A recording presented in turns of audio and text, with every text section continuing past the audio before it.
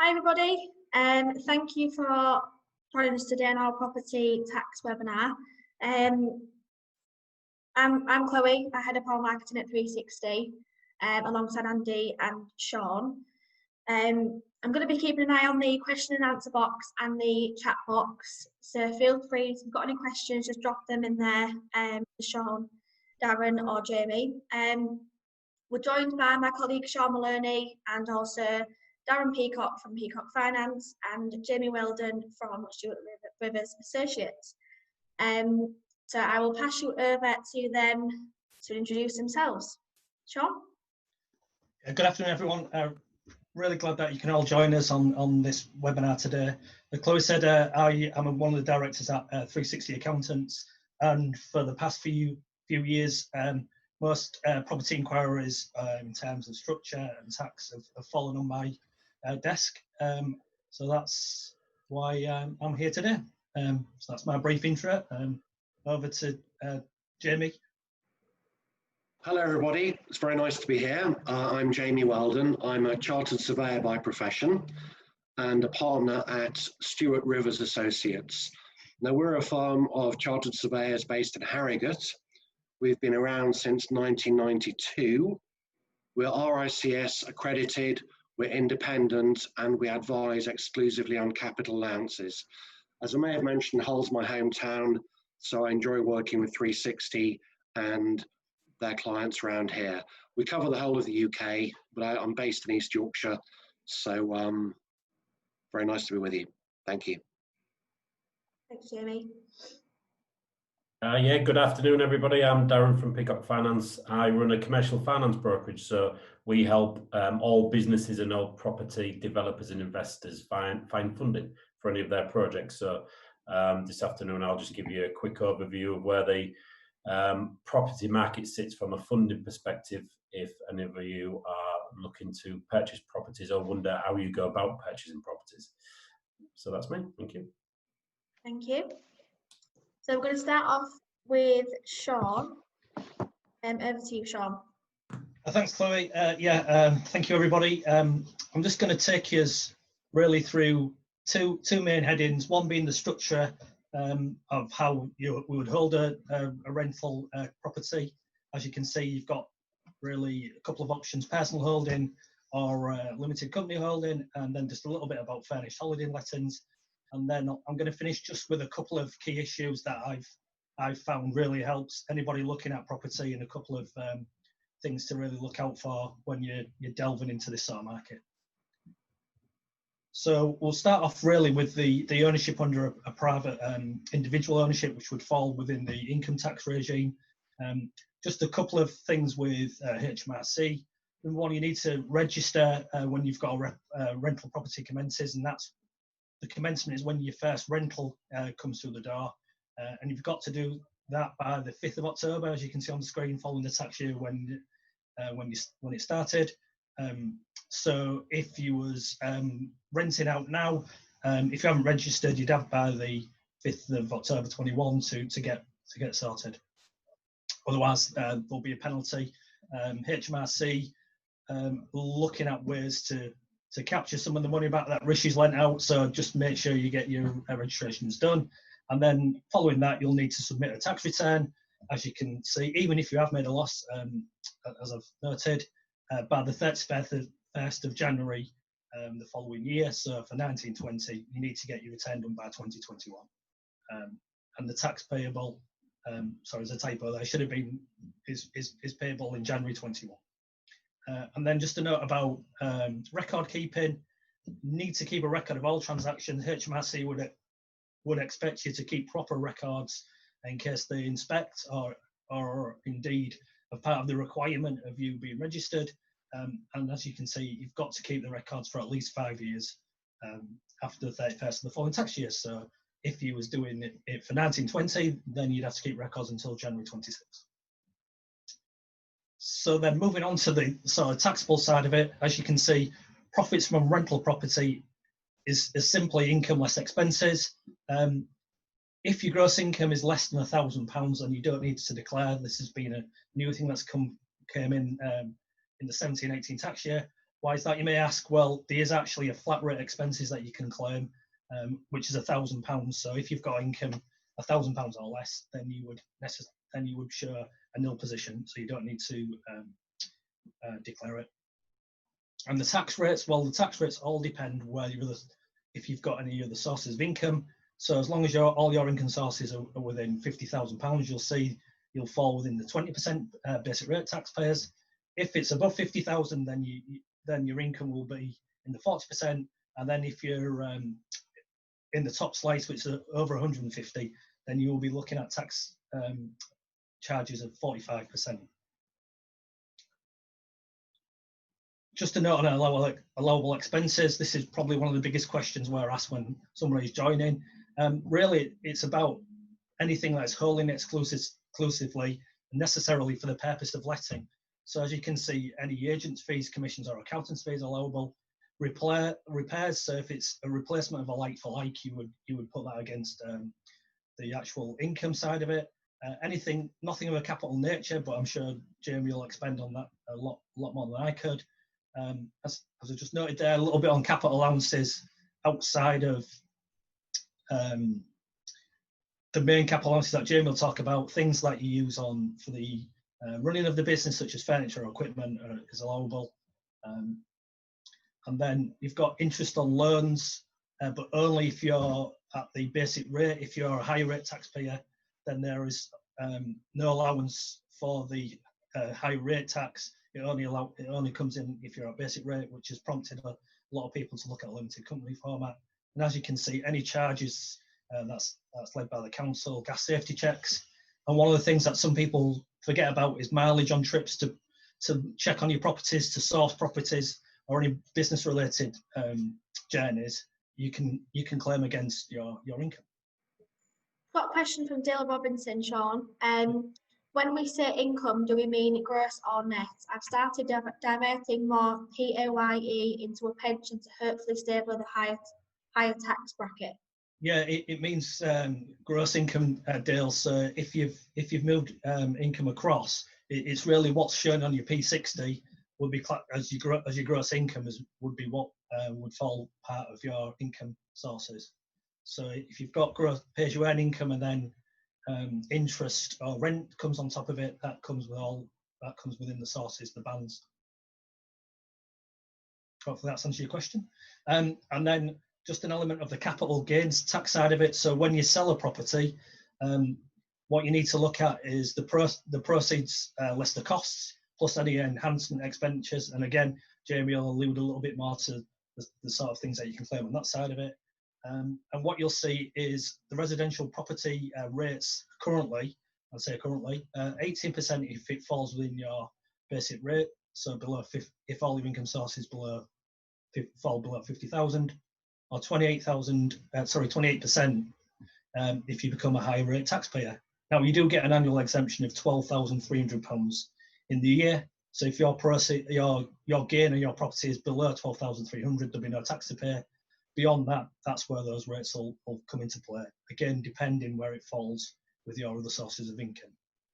And then just from April 20, there's been a new regime that's come in from HMRC, which is if you sell a residential property and you make a gain above the annual exemption, then you must register that with HMRC within 30 days of the completion and pay over the tax. So that's a key thing to look at. It's not just added on to your tax return and paid at the end of the year, as it has been done for the year to 1920 that we're just completing returns for. It's a new regime, and they are fining people, although they've given some leeway because of COVID, but they are fining people for late registration with HMRC for the sale of properties. So that's something to take away from that if you have sold a property, you need to get it in. So that's really in the personal holdings. Now in corporations, so on screens I've put the advantages and disadvantages really. The big thing that with the limited company vehicle is that profits and gains are taxed at 19%. So not depending on where it falls within your income bands, it solely sits within the limited company. And that means that you can take you can retain profits in the company, so there's no income tax issue unless you take out a dividend. And as you can see, what you can do within a limited company format is that if you don't receive dividends from anywhere else, well, there's a nil rate ban for dividends, which is £2,000, which means you can take £2,000 of income out without paying any income tax, which is a big use of the limited company. Also, because you're not paying as much tax, should mean that you've got more retained cash, which sometimes can mean you can repay your debt quicker. And probably the final advantage will be it's easier to bring in shareholders into a limited company than it would be in terms of bringing on multiple owners with a normal individual. Now, it does have its disadvantages. There is extra admin, there is extra costs if you are forming a limited company, and certainly on reporting requirements, there is extra requirements there. If you are transferring properties from a personal holding to a limited company, you really need to look at this carefully. You need to do some calculations, because transferring it from yourself into a limited company, you have to do a market valuation. So you have to get a valuation, and that can potentially incur stamp duty, legal fees, and, as I've alluded to before, capital gains if the gain is over £12,000. Do you want to just go with Dale's question? I can just flag up on the screen. So if you transfer into a limited company, can it not be as a director's loan? Yeah, that's right, Dale. You can bring it in, but you've got to bring it in as you've got to bring it at market value. So I guess the entry would be the asset comes in at the market value, and then if you've brought it in from your own resources, that would sit as a loan. So, for example, if a property was worth £100,000, you would have an asset on the limited company of £100,000, and then the company would owe you £100,000 personally, which you can draw against if you need to, if you've got the income to do so. Yes, that can be done. You just got to be careful when you're transferring it in from personal holdings that you take into account what it'll cost you in terms of stamp duty, etc. You've got to be also careful that if you're pulling every bit of last profit out of the business, or if you're selling and then taking all the money out, you've just got to really careful. If you're taking out via a dividend and you take it above the basic rate band, then that can cause you some tax headaches because you'll pay tax, corporation tax at 19%. And if you're taking dividends that take you over your £50,000 high rate, basic rate band, can mean dividends at 32.5%.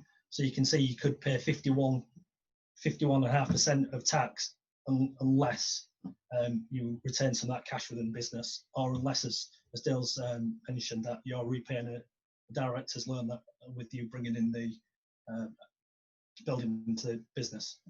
And then the final couple of points, what you also need to be careful about is that shares in a limited company where it's property, particularly where it's classed as an investment company, are not available for income tax relief. So they won't fall within what's called the business property relief in inheritance tax. So they will be chargeable on your estate. And as you can see, the disposal of shares are not available for what was called entrepreneur's relief is now called business asset disposal relief, or you might see it shortened to BAD relief, although it is a good relief, so I'm not quite sure we'll do that.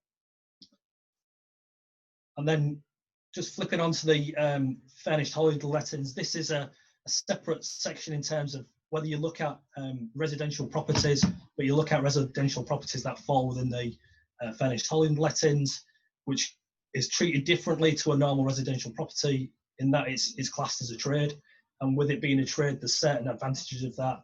Firstly, the profits can be treated as net relevant earnings, which means you can make increased pension contributions. Currently, rent on residential properties in individual holdings are not classed under that regime, and it will qualify for 10% tax under the business asset disposal relief scheme. Again, entrepreneur's relief, as long as it qualifies as a furnished holiday lettings. And as you can see below, there's the requirement that you need to have for it to be classed to be furnished holiday lettings. It's got to be available to be let for 210 days per year. Actual let 105. No continuous let for more than 31 days. Must be in the UK or the European Union. I'm not sure if that'll change with Brexit, but don't get me on that. Don't get me started on Brexit. And it must be furnished. So if you are looking at that sort of environment or that sort of market, that you need to be careful that you qualify under those following criteria. And what I'll end with really is the key issues that I've seen. For me, it's all about structure. So from the outset, you need to establish what you're doing and why you're doing it. And you need to make sure you structure the business, the properties that you buy, and how you bring properties in accordingly. And as I've said there, don't let the tax tail wag the dog. You can save tax, so you can save the tax on the high rate with your interest, but pulling in properties where you've got big gains, where you're making big gains with stamp duty, can sometimes mean that the tax saving you'll make may take years to actually balance out what you've actually paid out in terms of stamp duty and personal capital gains tax.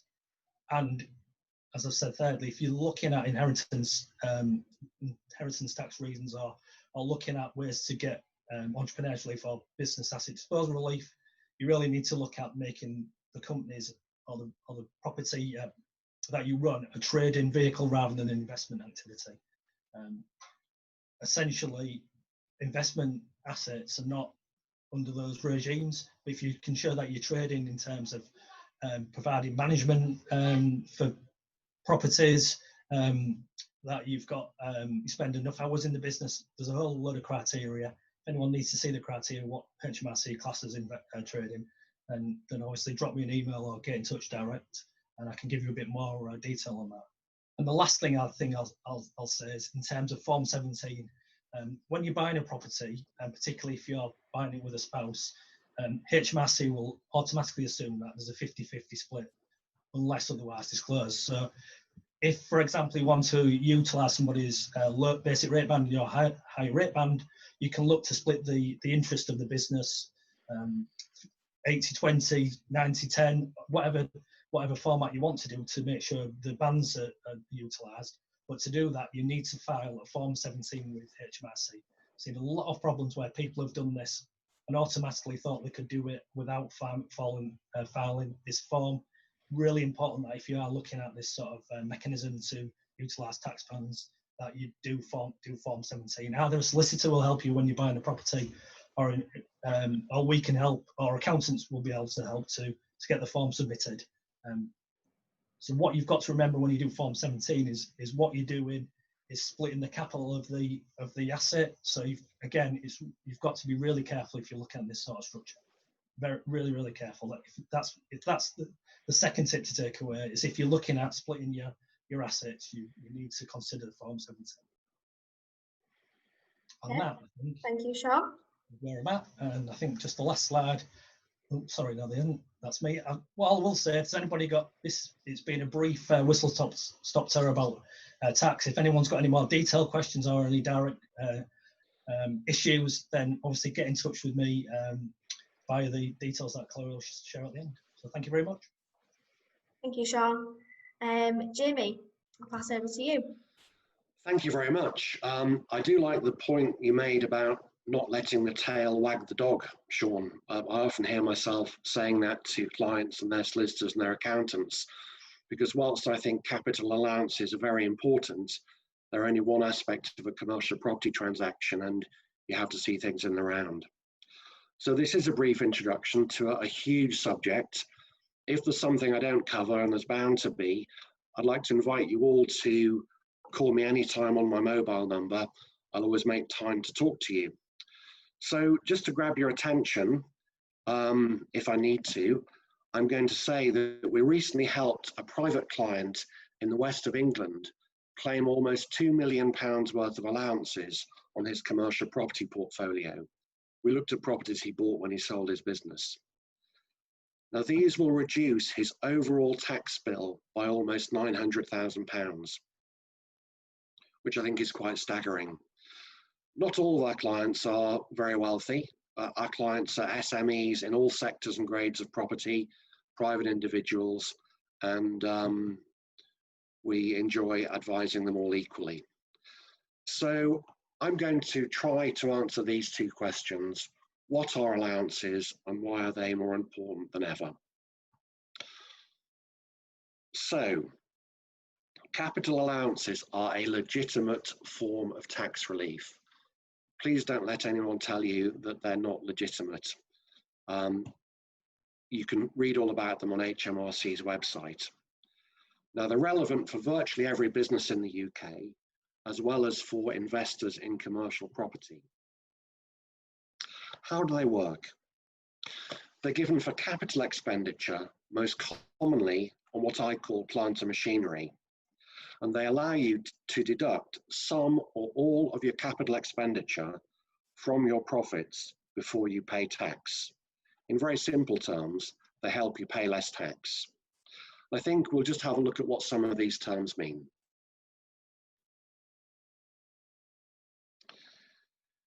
In this example, if you spend £1 million on offices, you could generate £300,000 of capital allowances. As I've just explained, these are deducted from your profits before you pay tax, and they reduce your overall tax bill by between £57,000 and £135,000, depending on your structure and rate of tax. Now, I use the term overall because capital allowances are often given over a period of time as writing down allowances, unless you can use your annual investment allowance or unless there's some other reason.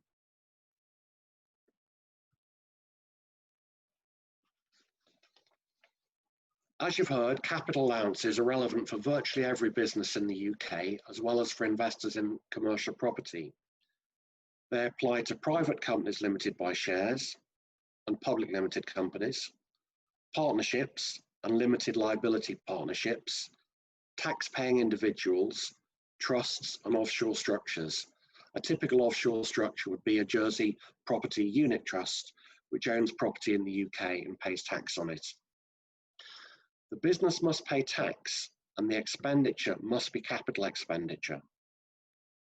Now, there's no official definition of capital expenditure, but it's usually money spent on something that will have an enduring benefit for the business, as opposed to something that will be used up and replaced.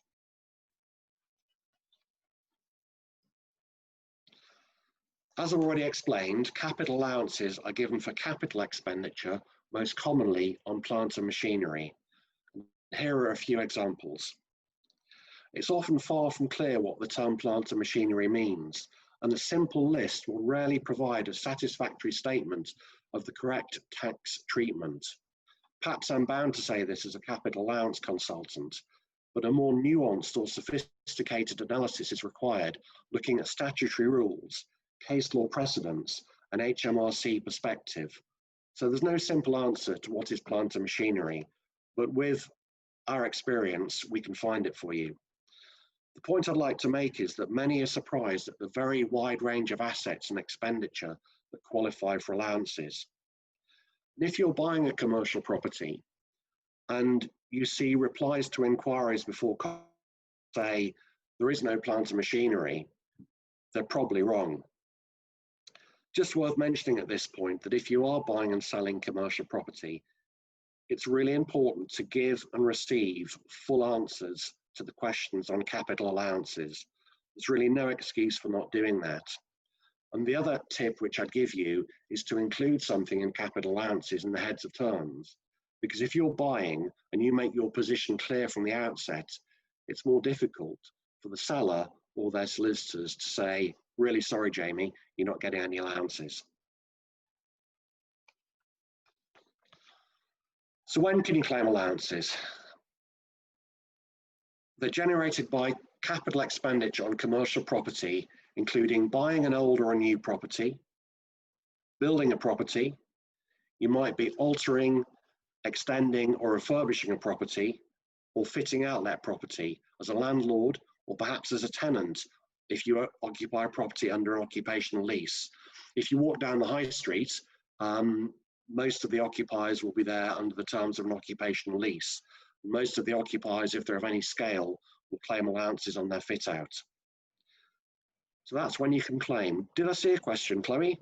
Yeah, I was just about to say, from Dale, I understand if you turn your property into serviced accommodation, the house can be classed as plant and equipment for capital allowance. Is this true-ish? So, what type of serviced accommodation are we talking about, please?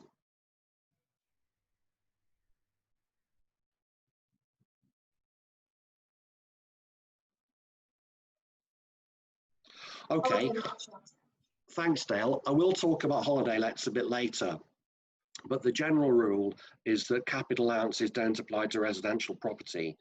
There was a thought that they applied to HMOs, but the HMRC made their guidance on that more clear earlier this year. I don't feel like I've answered your question, so what I'd invite you to do, if I may, is give me a call about it straight after the call, and we can get to the bottom of it together. Would that be okay? I hope so. Let's move on. Thanks, Dale. I'm not going to say too much about this slide. It's a table that gives examples of the level of allowances you might expect for different types of property. So at the top, you have hospitality and healthcare. We looked at a new care home a little while ago that cost, in round figures, £10 million to build. And there was £4 million of plant and machinery in there. But if you think about what you might see when you walk into a care home, be all sorts of things, the air conditioning, the fire alarm and smoke protection, the individual bedrooms and bathrooms for the people who live there. Like a hotel, they're rich in plant and machinery, and that's why the allowances are relatively high. You could compare those sectors with retail. And as I mentioned a moment or two ago, if you are buying an investment in Leeds city centre let to a well-known retailer, the chances are that the retailer will take your shop and fit it out to their own requirements. So there's very little left for the landlord to claim there. Having said that, if the percentage is low, the values are often very high. Industrial property, of course, the sector everybody wants to be in at the moment. Certainly not the case when I qualified many years ago. Down at the bottom, we've got blocks of flats, apartments, and student accommodation. Now, why have I put a figure down there when I've told you that capital allowances don't apply to residential property? If you imagine a big block of student accommodation in a city in the north of England, you'd have the common areas, whether it be a lift, fire alarm, smoke protection, lighting, heating, cooling, all those things. And although the individual flats or cluster flats, or whatever you call them, won't generate allowances, the common areas will. So there you go. And these figures are based on about 25 years of data from our firm. Right, why are they more important than ever? There were some big changes introduced in April 2008, and as a result of these, tax relief can now be claimed on a greater proportion of building costs. And you may have heard people talk about integral features. You could say they're the new type of capital allowance introduced then. Why is tax relief faster? Well, I've already talked very briefly about how and when you might receive the benefit of capital allowances, perhaps as writing down allowances over a period of time. But again, in 2008, an annual investment allowance was introduced, which allows a business to claim immediate tax relief for the full cost of plant and machinery subject to an annual limit. Now, this was increased from £200,000 to £1 million from January 2019 until the end of this year. And the Chancellor has very sensibly and very kindly allowed this to continue for another year. I think that's really good news for all of us. Cash flow, why have I put this in? I would say over the last 6 to 9 months, with all the terrible things going on in the country and the sort of difficult problems facing businesses, we've had quite a lot of people come to us and say, look, I've never claimed capital allowances, but I have bought a property a while ago, or have incurred capital expenditure a while ago. If we can prove their entitlement to claim allowances, which is a subject in itself, that no one has done before in simple terms, and if you can make a claim for earlier expenditure, I'm sure Sean would agree, it's quite possible that you might get some money back from the revenue, and that can help your cash flow when you're facing all the sort of headwinds that we're all aware of at the moment. And finally, capital allowances are more important than ever because you must deal with them at the time of purchase. Years ago, if I was buying something from Sean, I'd keep quiet about capital allowances. If I mentioned them to him, he might think, that's a great idea, I'll claim them, and I'll sell the property to Jamie. I can't do that anymore because if I'm buying a property from Sean and he hasn't claimed the allowances, but I want to, I need his help to claim the allowances which he is entitled to claim but hasn't claimed. And finally, why are they more important than ever? Well, a leading commentator from Claritax Books says that looking after capital allowances can, in some cases, influence the value of your property by as much as 10%. I think that's a really interesting claim. I haven't seen many professional valuations that talk about capital allowances, but you can imagine in the healthcare sector where allowances could be 40% of your expenditure, why they may influence the price somebody is willing to pay. So again, if I'm buying a care home from Sean and I know that he's going to give me £1 million worth of allowances, I might pay a bit more. That's it in simple terms. Finally, I'm a bit of a property geek, as you probably guessed, and I've included a picture of a property which I think is really super. This is a furnished holiday let in Dungeness. Sean's talked about furnished holiday lets. As a rule, allowances aren't available for residential properties, but furnished holiday lets are an exception to this rule. And these are businesses which have done very well since the end of the first lockdown, and I think they're set to do very well next year as well. We're certainly getting loads of inquiries about them at the moment. So let's say you were able to buy this property for £500,000. No one's claimed allowances before. You might be able to claim allowances of, say, £90,000, and they'd help you pay up to £40,500 less tax.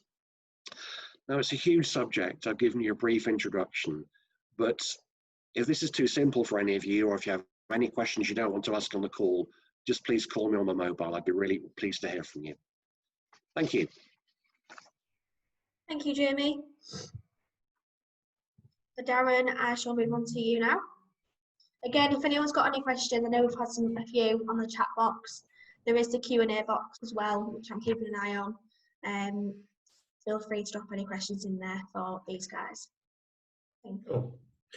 Right, thank you, Chloe, and thanks for that, Jamie. Really interesting. I've had that presentation a few times, and sometimes I still don't understand it quite clearly. So if I have any inquiries, I just ring Jamie, and he can tell you what's going on with capital allowances. It's quite easy.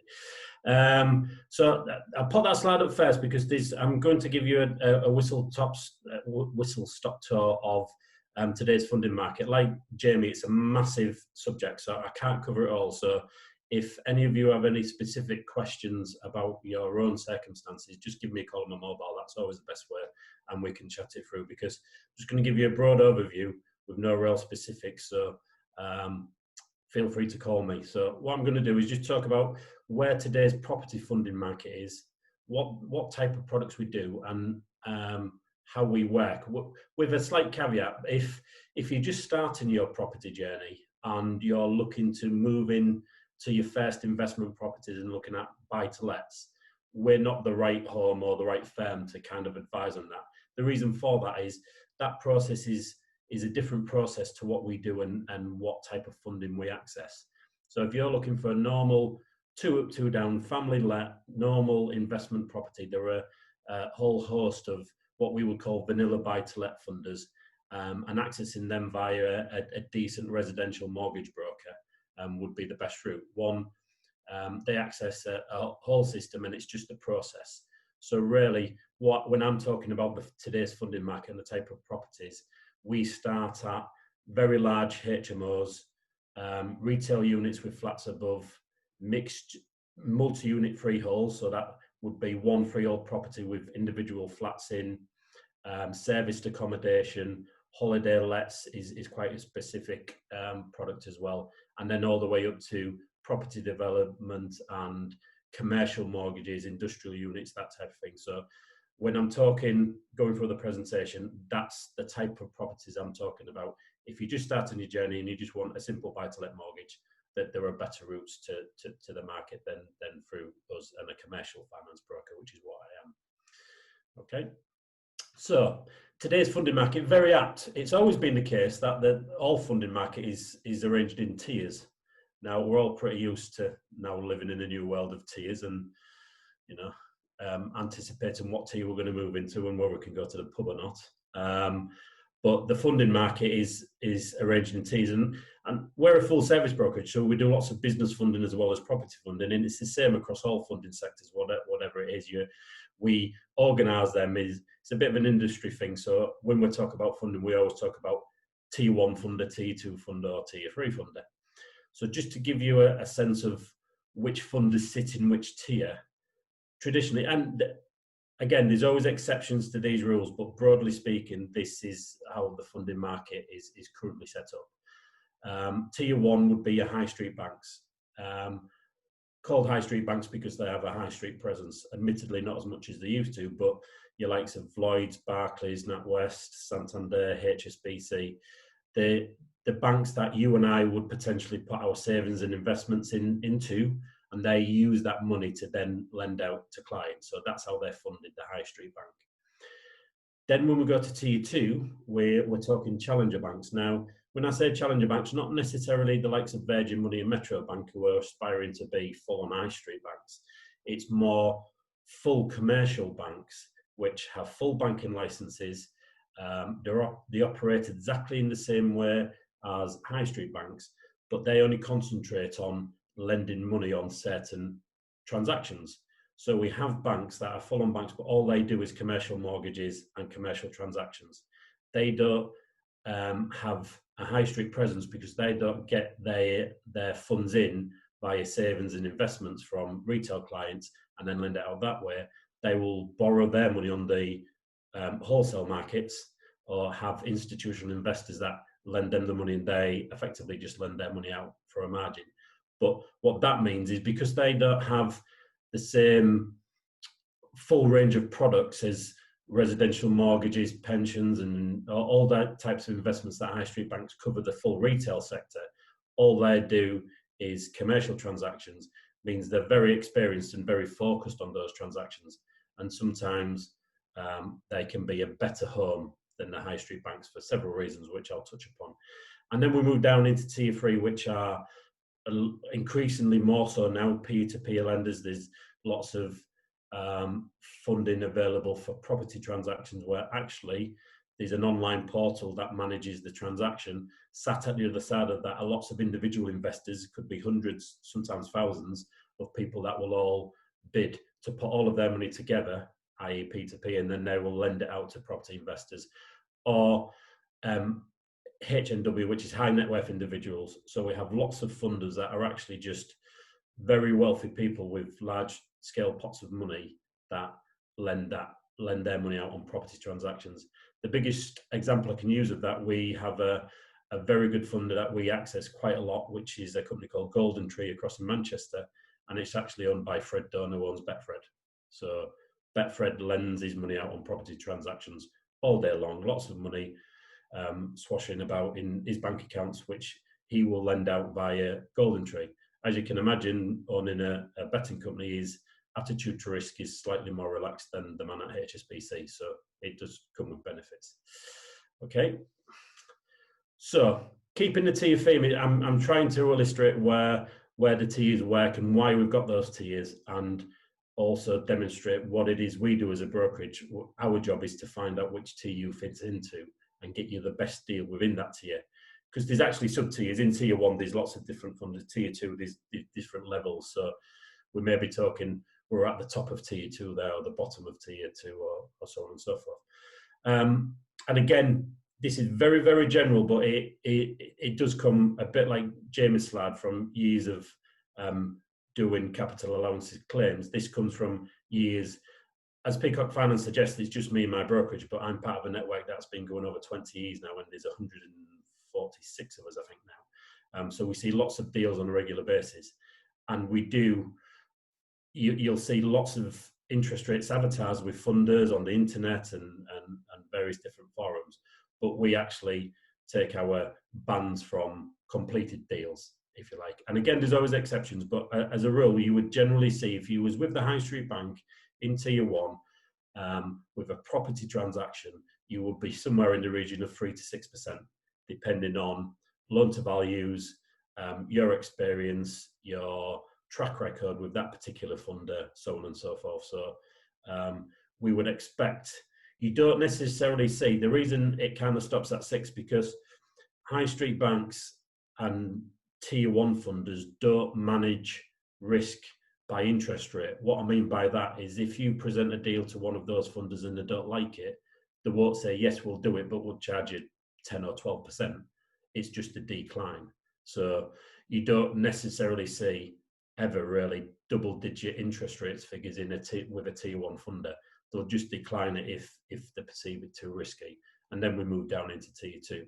So tier 2 funders, almost as you would expect, pick up where our tier 1 funders leave. So they will probably be using institutional funding, maybe bringing their money in at circa 3%. So they're looking to make a margin. So that their property transactions and mortgages would start in between 6 and 10% is where we'd expect to see a funder.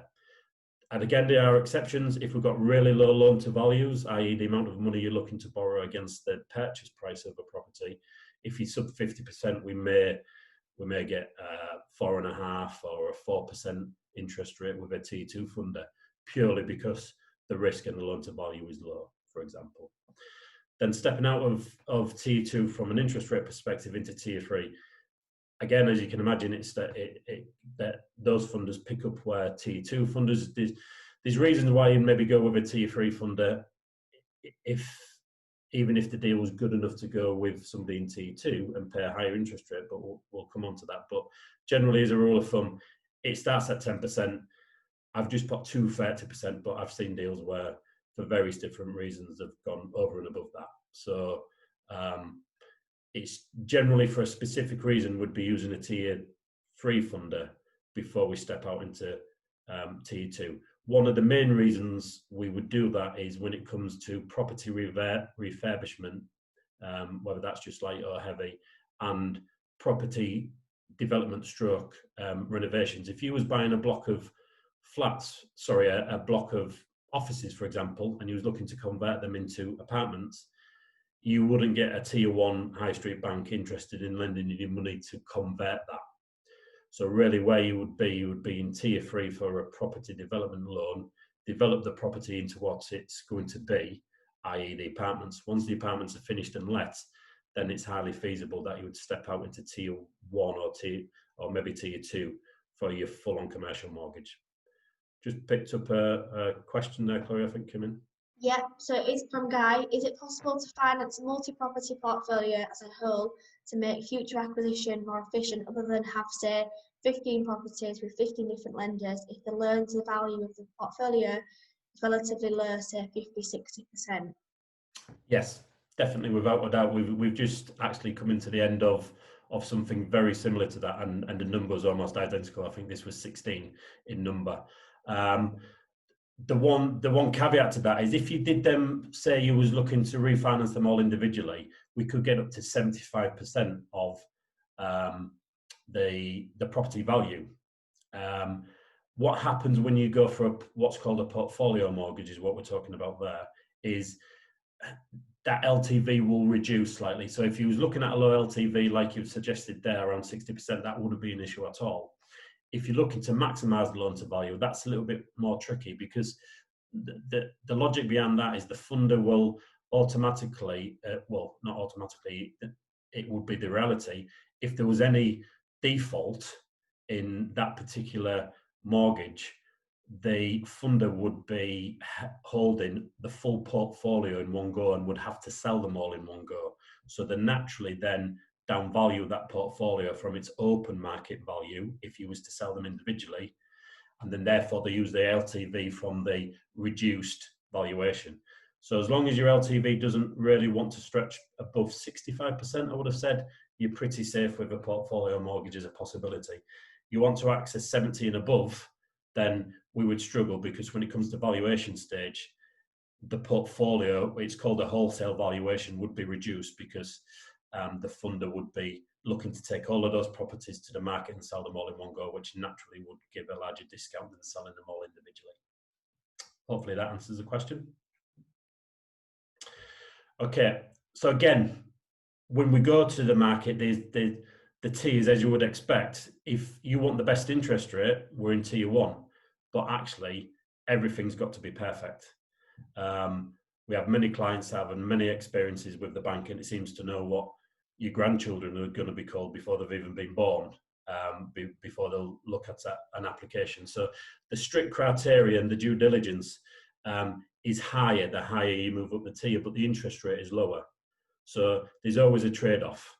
If you've got the time and we can, you're working with the likes of 360 and you've got your management accounts in place and everything's there to be able to present and your business plans and so on and so forth, then tier 1 is a possibility and we can access the best interest rates. But we are bound by lots of due diligence, lots of questions, lots of inquiries. Tier 2, it's not that the due diligence is any less stringent, it's they won't necessarily ask for everything. For example, they won't look for financial forecasts generally on a property transaction. They'll be looking at that transaction and maybe don't need as much experience and cover that you would expect to see from the criteria within a high street bank. The main difference between tier 1 and tier 2 when it comes to criteria is on property funding. It's very, very unlikely, and only in rare circumstances, tier 1 offer interest-only funding. It's always capital and repayment. So if you're with the high street bank, you will have to do a capital and repayment profile on your property funding. Like I say, I have known instances where it's been very low to value and the customer has other relationships and other trading businesses and we've been able to get an interest-only commercial mortgage. But generally, whether it's residential or commercial, you'll have a full repayment naturally, and their loan to value is a little bit lower as well. They don't like to go much above 60-65%. Most of our property investors, whether it's commercial or residential, want to access the most amount of money and want the lowest mortgage repayment to be able to retain that cash for future deposit pots and further property investment. So the main big difference between tier 1 and tier 2 is if you want interest only, then automatically we're talking to tier 2 and tier 1 and the high street banks have been wiped out straight away. So depending on what your aspirations are and what your needs are within property, that will dictate which tier we go to. And tier 3 is even more relaxed. Literally, if we can get a first charge on a property and its security, the best way to explain it when you get into some tier 3 funders, it's pawnbroking with buildings. They just don't have a shop big enough to take your property into, but they take a charge on a property. If you don't pay it back, they'll take the property. And some funders believe that, especially if it's to professional property investors, it's your job to make sure you can repay it. It's your job to ensure that the loan's paid on time and redeemed on time. And it's not that they don't care. Obviously, they do the checks and they make sure that whatever you're using the funds for is legitimate and legal. But actually, other than that, as long as the security is there, the deal can be done. So that's your criteria in the tiers. And the last bit to talk about the tiers is the speed. So if we go with a commercial transaction with a high street bank, it will take months. There's no two ways about it. The credit team is slow, the valuations are slow, then the valuation goes back in to get signed off. That takes forever. And the solicitors, it just moves in and the full process will take months. That is just the way it is because the huge funding institutions, and it's a bit like turning an oil tank around. It's really, really slow. Tier 2, we can do it in 8 weeks, is where the average was. That slowed down because of people working from home and furloughs and all the rest of it. But 8 to 12 weeks is where you'd see a commercial transaction done with tier 2. As long as our clients have got all of their ducks in a row and have got all their information ready, we can shorten that, and we can do deals with 4 to 6 weeks on a commercial transaction. And tier 3, literally, I've had an instruction at 20 to 11 on a Friday, and we drew down before lunchtime on a Monday.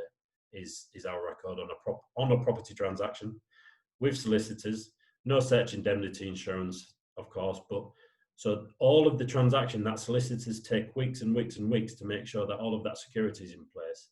we managed to do it over a weekend with one of our funders. So it can be done, but of course, let's say you came to me and you have a perfect business, you want a owner-occupier mortgage, which means you want to buy the building you're trading out of. You've got a fantastic balance sheet, loads of cash in the bank, really experienced management team, and fantastic forecasts. That is what and you're happy to take a repayment mortgage. That is a bankable deal, obviously, all day one. From what we've demonstrated today, you'd be straight into T1. If you needed to complete on that transaction because the landlord needed to sell by next week, that's not possible. Doesn't matter how good your business is, if you want something doing within a week, then you automatically would go into tier 3. We would fund you in there and then would refinance out within 4 to 5, 6 months with a tier 1. So even the best and the most well-run, looked after clients and well-funded sometimes would use tier 3 if speed dictates that meant they got a good deal or that's what needed to be done. So the reason tier 3 is there is for those reasons. So quite often we have fantastic clients and we're using a tier 3 funder purely because it needs to be done fast because they can exploit a better deal. So my job is purely and simply to find out which tier you sit and demonstrate the best deals that are available in the market in those tiers. It's very individual. It's impossible until I've gleaned quite a bit of information about you and the product, the property, because one property might work perfectly in one person's hands, but in another client's hands just doesn't work for various reasons. So it's about experience, it's about track record, it's about other properties you own, it's a multitude of various different things, but we've done that many deals within the brokerage, and me personally, within a few questions and a short conversation, I can work out what tier you would fit.